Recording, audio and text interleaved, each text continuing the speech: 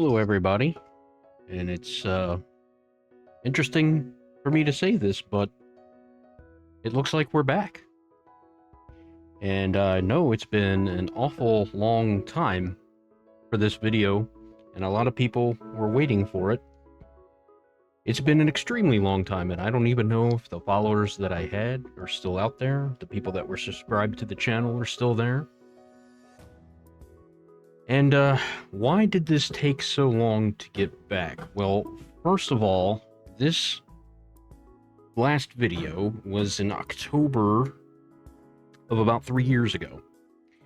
And I had an issue with my computer's hard drive, and I'd lost some information, unfortunately. So that was a big setback. After that, you might realize that this might be sounding a little better and looking a little better. It's because I have a new computer. It took a little while to get together, but I did get that together. But unfortunately, shortly after that, EA Origin decided to remove Madden 20 from their servers. Now, I play it on PC, if you can't tell from all the on-screen controls here. So that was an issue, because I literally could not log into the game anymore.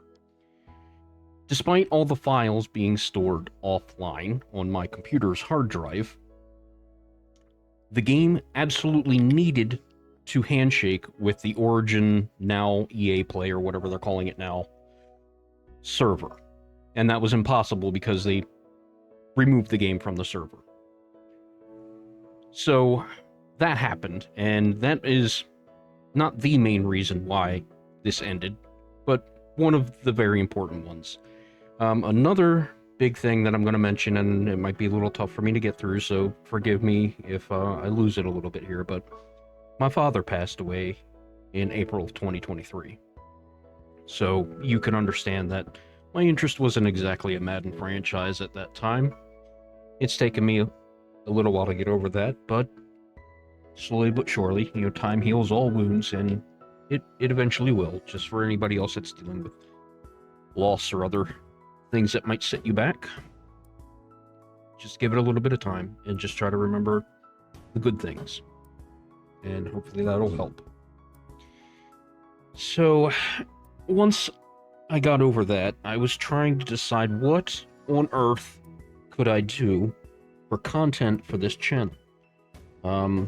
I obviously couldn't do Madden 20 anymore.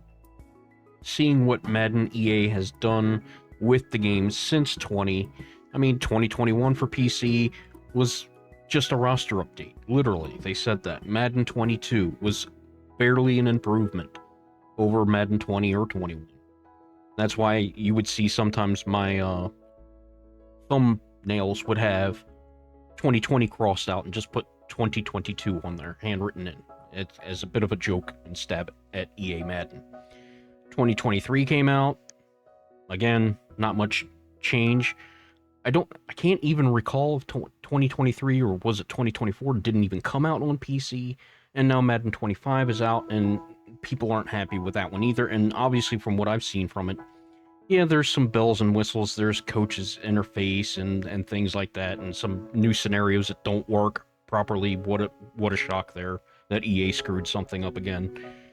But graphically, does it look much better than 2020? Maybe. Maybe it does. I haven't been thoroughly impressed with it. Has the gameplay improved? Have they done anything with some of the clunky menus? They still don't identify edge players. The outside linebacker, defensive end is a hybrid thing now, depending on what defense you run. And it's now referred to as edge, and Madden hasn't changed that. The way contracts work, do they have RFA or exclusive rights free agents, draft pick compensation, all things that are in the NFL. And the game that used to say it's in the game doesn't have it in the game. A coaching tree, that's something that EA themselves did back in Head Coach 2006, Head Coach 2009, and it was in their college games. So why can't they put that in franchise mode in a Madden title. Why can't they do that for the NFL? It just beleaguers the mind. So I was thinking, is there some way I can run some PlayStation 2 content, PlayStation 3 content? Because I wasn't going to do a new Madden. I just absolutely have given up on that franchise until somebody else comes along and makes a better football game. I've looked at Maximum Football. I was thinking about that, but boy, was that thing real rough in its release. I mean, it didn't even have the basics of football in it. Penalties weren't a thing.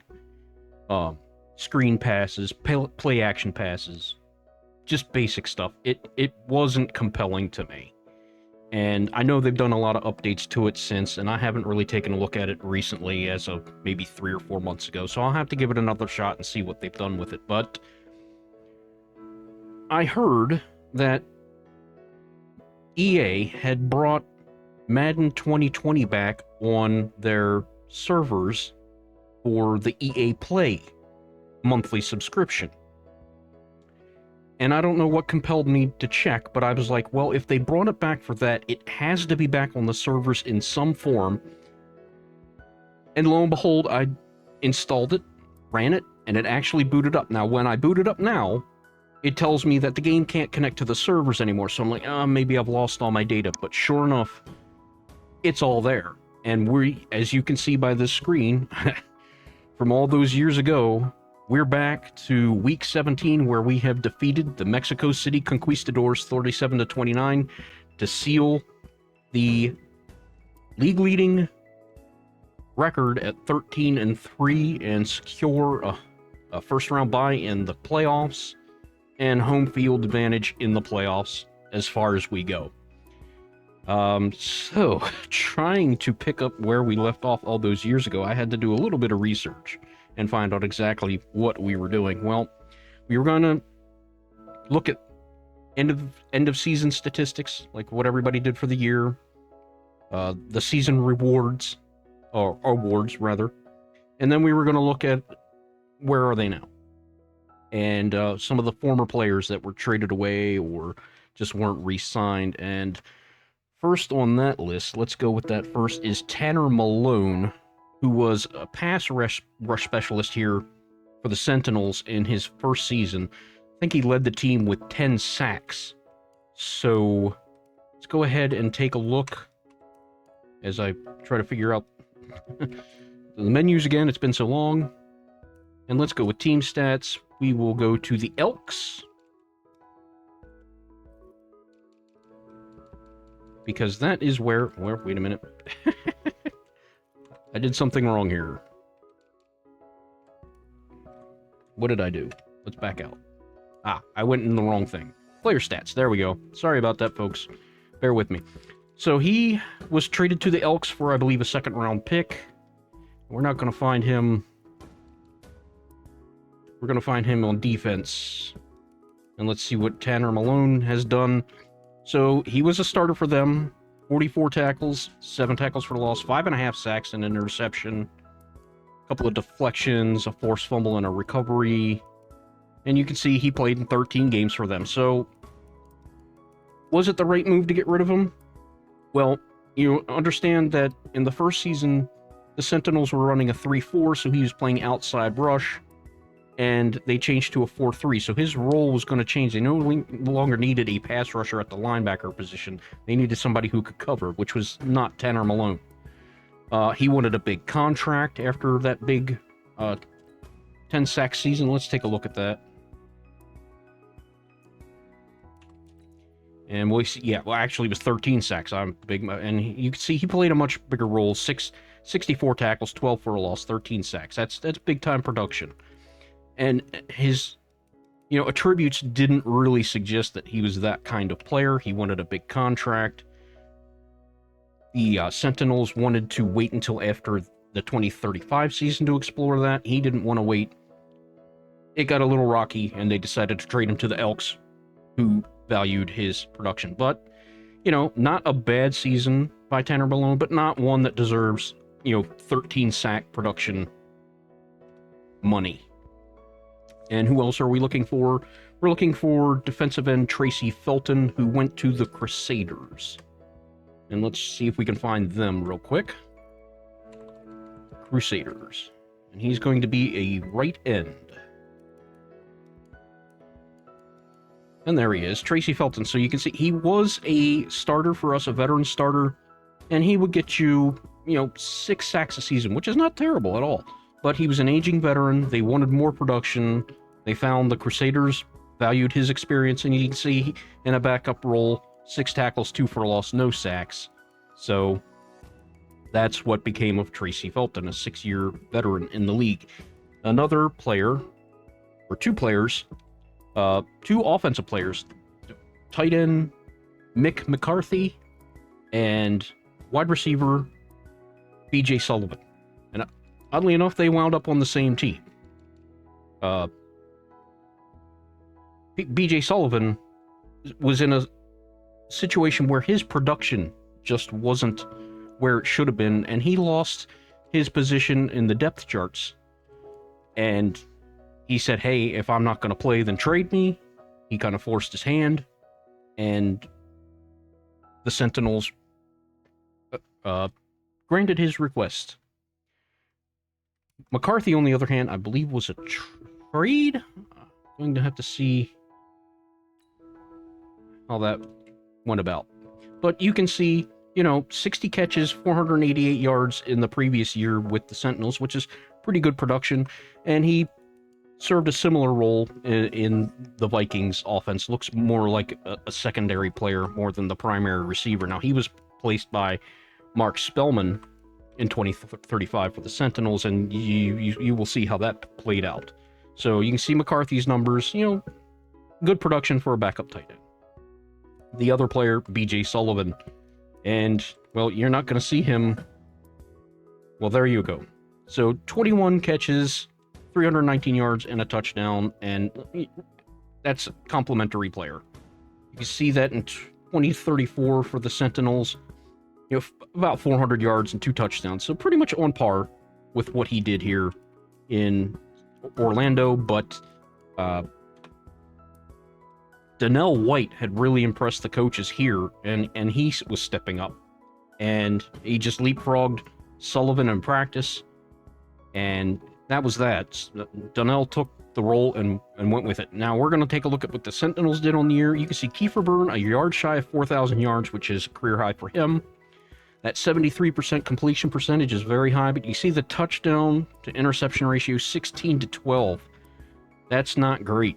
Kerry Kaplan came in for a few appearances. He played the whole last game, or at least half of it. Way down, big arm on Kerry Kaplan, but inaccurate, and it shows in his 56% completion percentage, 3 touchdowns, 3 interceptions. You're going to notice the sacks here. That's something that Hennessy's going to have to address. That's been a problem on this team for these past 2 years. But Kiefer Byrne, not bad numbers, but you don't like to see the 12 interceptions in a 16-game season. 16 touchdowns, just really not the driving force behind the offense that they were hoping he could be. On the rushing end, I think if anyone has been following the series, you can tell that Dalton Triplett was going to be here. Almost 1,500 yards, 4.6 a carry, 9 touchdowns, just an absolutely breakout year for him. Now, Triplett had been more of a elusive back. He's not a big running back by any means, but this season something changed, and you can see the 70 broken tackles. He was starting to run with power that hadn't been seen in his first season. Tyson Kerr, a rookie phenom, just burst onto the scene. They liked what they saw in him in the draft, and looked at him as a primary return man, and he just, in practice and in his limited playing time, just showed what he could do, that he's not really a downgrade from Dalton Triplett at all. You can see 5.2 yards a carry, 3 touchdowns, 351 yards. He has a fumble, broken tackles, but you saw him. He played that entire game, and he rumbled for about 156 yards in that game alone. Niles McKell is another interesting story. Just to throw the dart at the dartboard draft pick. He was a power back. That's what they were looking for because, Kerr and Triplett are both more elusive guys, shifty guys, and they just wanted a third down, short yardage, goal line running back, that type. And Niles McKell beat out the veteran Lee Kemp, who was signed as a free agent to do that job, and Mikel just performed in preseason much better. You could see over 5 yards carry, 6 rushing touchdowns in his 54 carries. Kenya Tomlinson is a fullback, just blocking back, got 1 carry on the year. Some trickery in the Donnell White and Perry Wood carries, and I'm not sure why he's on here. McCarthy and Neil Downs here for the quarterbacks. On the receiving end, and there it is, Mark Spellman, who was a wide receiver in the draft, but you can see his size. He didn't have great speed as a wide receiver, and Shaq Hennessy took a look at his profile and said, you know what? He could be a really dynamic tight end. We could move him around the field a little bit. Yeah, he's not going to be a great blocker, but he could be a weapon, sort of like Darren Waller on the Oakland Raiders was. And you can see it here. He even missed a few games, but 83 catches, over 1,000 yards, 4 touchdowns, a big part of moving this offense forward, and that came at the expense of Perry Wood, who I believe put up double-digit touchdowns last year. It was 10 or 11. It went over 1,000 yards. He was almost at 1,000 yards this year, so still not a bad year for Perry Wood. We talked about Donnell White with the B.J. Sullivan situation. Here you see 59 catches, 695 yards. He got a lot of playing time while Chris Bradley, the speed threat, was out. But you can see that was more production than what B.J. Sullivan offered. Dalton Triplett, not only a weapon on the ground, but also in the passing attack. Kiefer Byrne just loved checking down to him, even maybe when he shouldn't have. That's something that's probably going to need to be tweaked. I mean, he leads the team in receptions. And for a running back to do that, that's kind of unheard of. But you can see he was getting a lot of usage, and that's why he sat out that last game. To give him some fresh legs, first round bye in the playoffs, gives him a couple weeks to heal up and recharge that energy. There you see Chris Bradley that brought him in to be a home run threat, and he does have speed.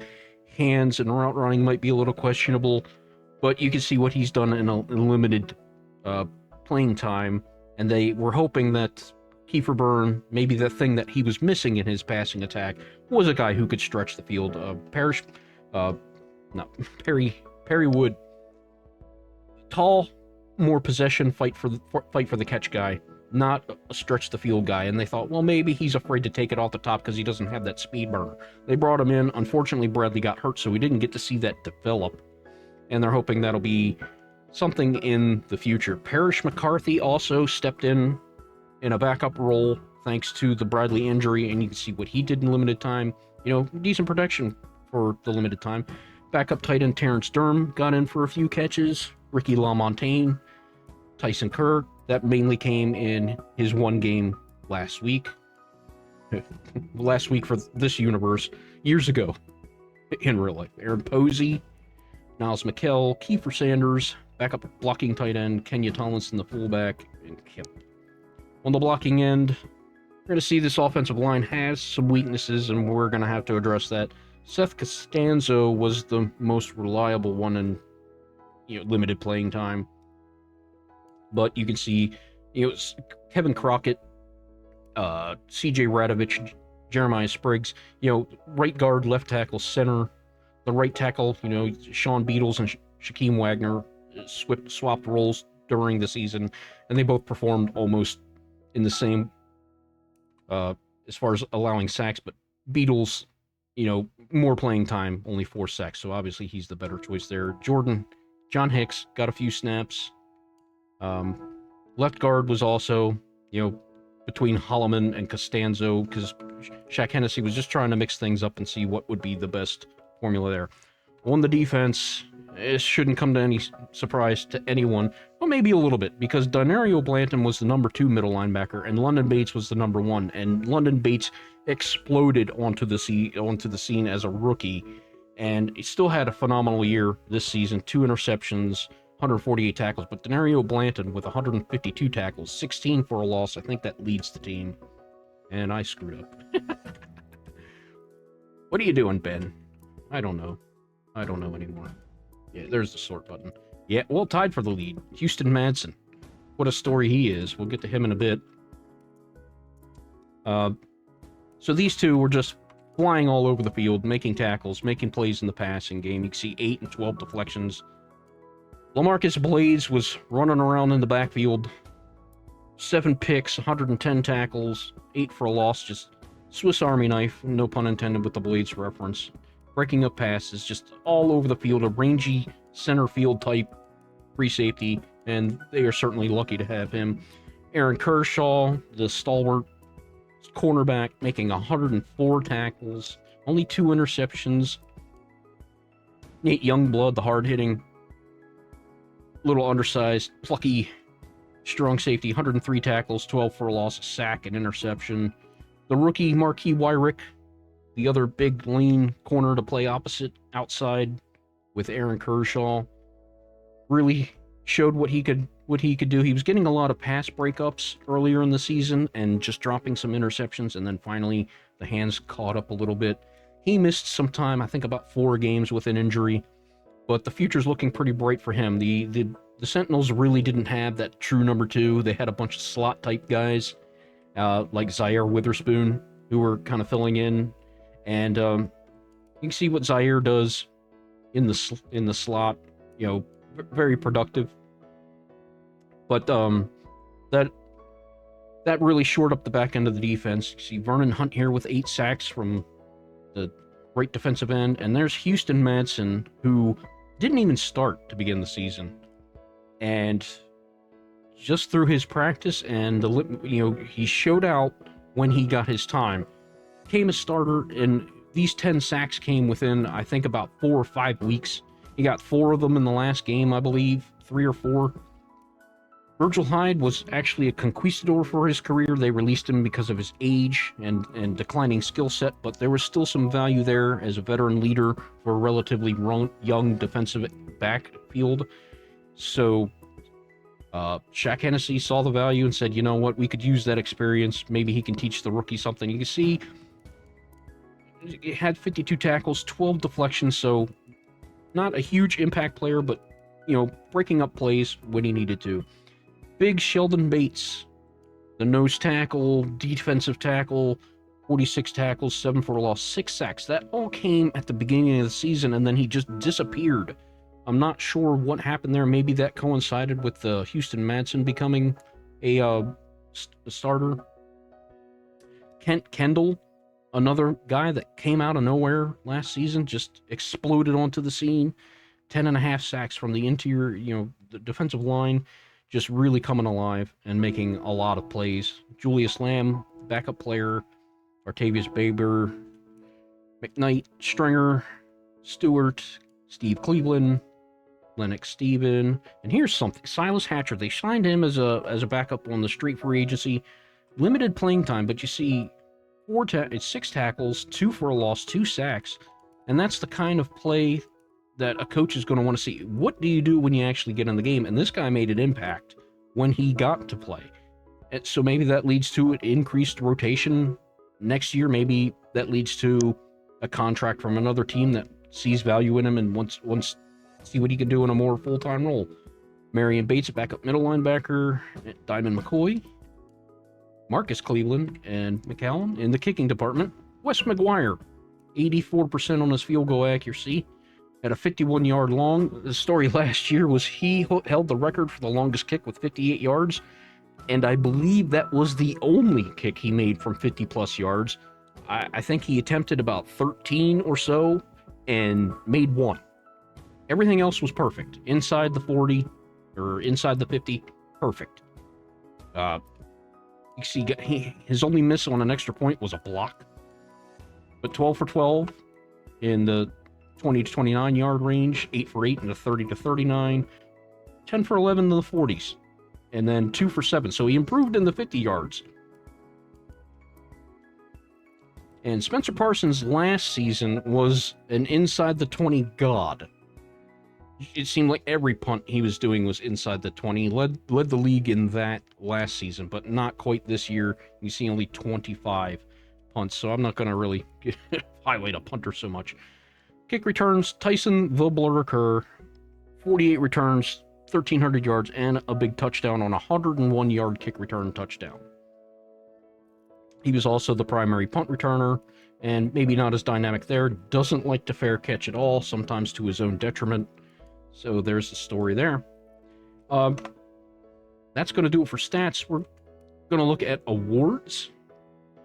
And some of these might surprise you. We have a 13-3 team. We'll take a look. We see points scored. We were 10th in the NFL. Points allowed, 2nd, which is huge. So they let up a decent amount of yards. Offense, yards, 8th in the NFL. And defense, 7th in the NFL. So the defense really stepped forward. They were not that great last season. If I recall, they had trouble in the passing game and the running game. But now they're more of a bend but don't break offense. And they might give up some yards, but they clamp down in scoring opportunities. So let's look at the weekly awards for last game played. And Kent Kendall, 6 tackles, 4 sacks, 1 forced fumble. For the Sentinels, for the Miners, Winter, the quarterback, you see his yards and stat line there. Russell for the NFC for the Eagles, and Brackett, outside linebacker for the Niners, 9 tackles, 3 sacks. And let's go to the yearly awards. MVP. For a 13-3 team, they do not have a single MVP. So let's just give recognition. Steven Rogers for the Redskins, Landon Boggs for the Black Knights, Billy Erickson for the Niners, Seth Russell for the Eagles, Tyler Simmons for the Saints, Daniel Ford for the Elks, Max Good, that might be a name that might draw some memories. We've played the Huskies several times. They're in our division. Max Good, Colin Stallings for the Bears, DeAndre Bates for the Cardinals, and Cameron Curran for the Seahawks. Coach of the Year, I think, should be a no-brainer. That would be Shaq Hennessy at 13-3. Manuel Fish of the Conquistadors, who we just defeated. Freddie Bates for the Panthers. Kyle Shanahan for the Bears. Matt Hedrick for the Eagles. Dana Clausen for the Knights. Jason Brown for the Seahawks. Sam Borst for the Bisons. Eugene Hoops for the Voyagers. And Arthur Bay for the Cowboys. So that was for the NFL. Let's go to the AFC, which is our division. And Offensive Player of the Year goes to Max Good. Right behind him, Dalton Triplett, who had a phenomenal year. Brock Bowen, another quarterback we played against for the Dreadnoughts. Grayson Carter for the Bulls. Oliver Slate for the Crusaders. Houston Schneider, we played him as well for the Explorers. Ronald Jefferson for the Bisons. Joseph Harding for the Snowhawks. Chandler Kendall for the Voyagers. And Richard Smart, played against him last year in the playoffs and lost to him for the Bulldogs. Defensive Player of the Year, Denario Swiney for the Explorers, Anton Simpson for the Bulls, Philip Moorhead for the Explorers, Deion Parker for the Armadillos. There's LaMarcus Blades, the safety for the Sentinels, Marcus Kerr for the Tigers, Denario Blanton, middle linebacker for the Sentinels. Sean Ramsey, and he's the outside linebacker. London Bates is the middle linebacker, for the Sentinels, and Wesley Windsor for the Voyagers. Offensive Rookie of the Year, Juwan Costin for the Explorers. Mark Spellman, the tight end, who missed 4 games. Maybe he could have received that number 1 billing if he had not missed 4 games during the season. Matthew Cohen for the Egyptian, Lyndell Stokes of the Huskies, Andrew Brady of the Miners, Clay Herman for the Bulls, Sean Davison of the Tigers, and there's Chris Bradley, who I'm surprised is on this list because he missed a bunch of playing time. And as you saw, he didn't produce a whole heck of a lot, just due to limited playing time. William Posey of the Dreadnoughts, and Emmanuel Ballard of the Conquistadors. Defensive Rookie of the Year, Houston Madsen. I mean, that really goes without saying. Clayton Graham for the Voyagers, Felder for the Dreadnoughts, and then Kent Kendall, another, not shocked to see him on this list at all. Marquis Wyrick for the Sentinels, Elam for the Conquistadors, Demarius Lyons for the Celtic Tigers, Eli Tuck for the Crusaders, Trey Jowers for the Bulls, Harmon Perry for the Bulldogs. Best quarterback. You're not going to see a certain name on this list.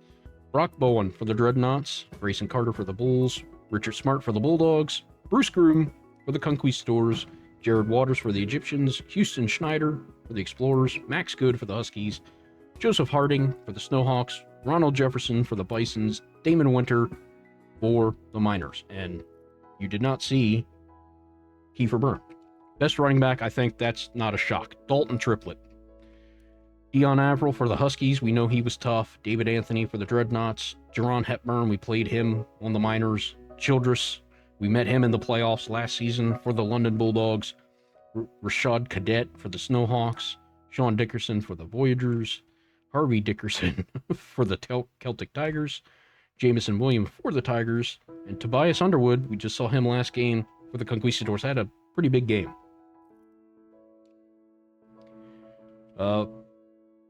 At the wide receiver position, we have Floyd LaMontagne for the Bulldogs, D'Angelo Griffith for the Bisons, Terrence Bond for the Egyptians, Titus Hood for the Tigers, Isaiah Williams for the Huskies, Andre Chansey for the Explorers, Keenan Ewing for the Snowhawks, Parrish Wynn for the Armadillos, Gilbert Priester for the Egyptian, and Arthur Ballard for the Dreadnoughts. Perry Wood just not able to crack it, went a down year in production.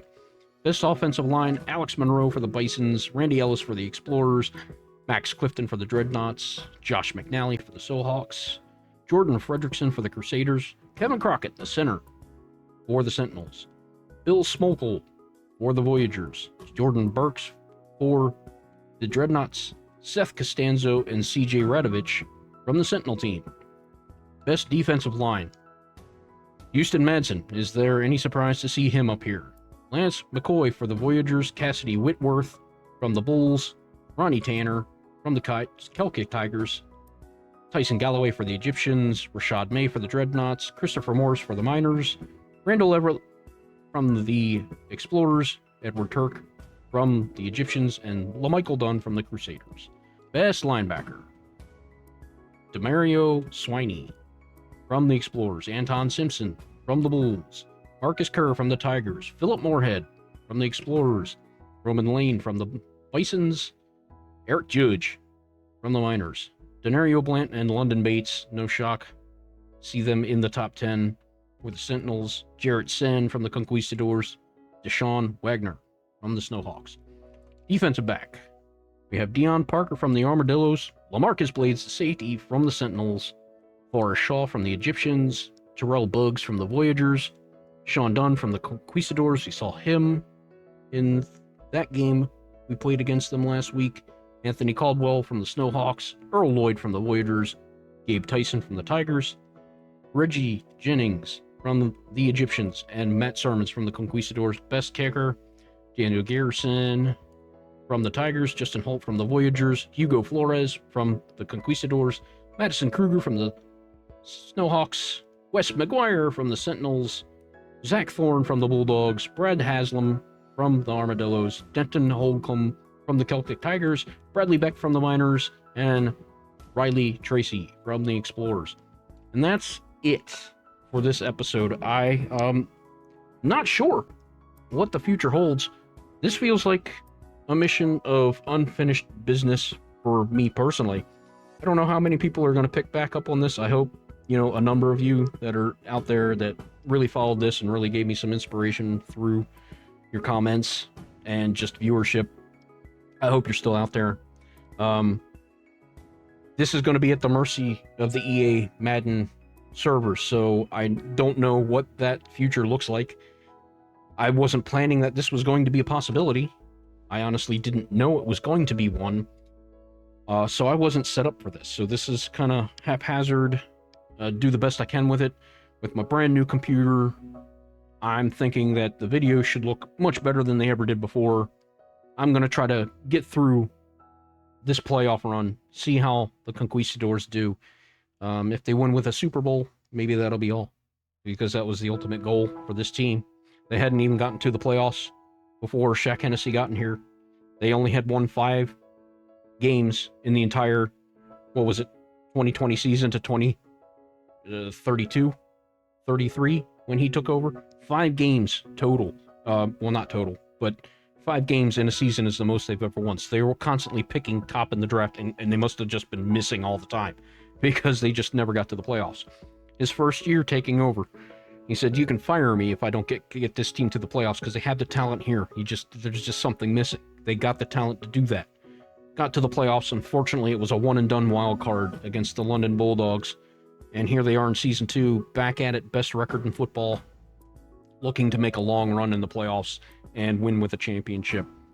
If they don't win, I'll see how many people tune in, see if there's interest. Maybe I'll do a third season for my own personal, interests.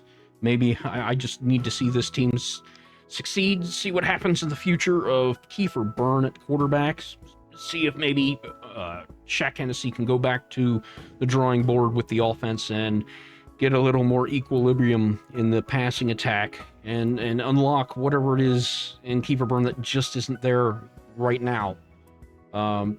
Because this team has the talent to go far, and if Kiefer Byrne is the thing that's holding it back, then so be it. So his future is up in the air because his contract is coming up for renewal soon. And it's time to pay him. He's a proven starter, passed for 4,000 yards, got his team to the playoffs in back-to-back seasons, but is he the guy you throw franchise money at and then have to build a team around because that contract's so big? We got stars on defense, we got other stars on offense that are going to have to get paid eventually. So there's some questions going forward. It isn't as easy as it looks. So I'm going to be looking at getting this thing back on track as soon as I possibly can. I've got to take care of a few personal things in my life, real life. And we'll see how things go. I thank you. If you're back here watching this, I really, really thank you for sticking it through. I know a lot of people have been wondering what had happened, and it was a struggle for me personally. I couldn't come back to this and just say, maybe that's a little bit of a cowardly thing for me, that I couldn't just come back and say, hey, this is what happened. But every time I tried to type that message out, it just felt wrong. And then with the personal thing that happened to me that I touched on earlier, that just, was front of mind, and nothing else mattered. So yeah, I don't want to end it on that note. We're back. Question mark. For how long is the question mark? We're definitely back. So I'm going to be looking within the next couple days of getting these games churned out and seeing just what this 13-3 Orlando Sentinels team can do. So I thank you so much for all the time you've invested in here. I hope you're still out there, and we'll see you in a couple of days with a new video. They're going to be in the divisional round. They get a bye in the wild card, so we don't even know who we're going to play.